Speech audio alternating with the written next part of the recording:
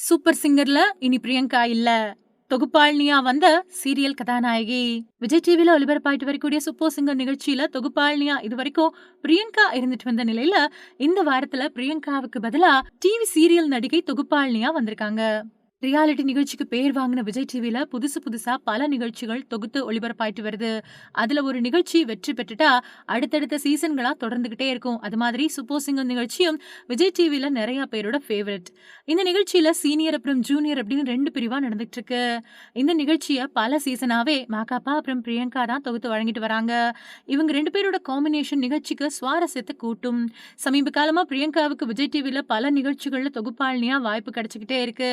அதே நேரத்துல அவங்கள பத்தின எதிர்மறையான கருத்துக்களும் அதிகரிச்சுக்கிட்டே இருக்கு.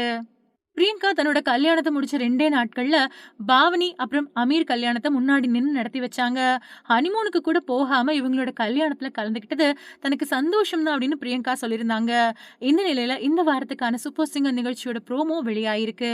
அதுல பிரியங்கா இடம் பெறல.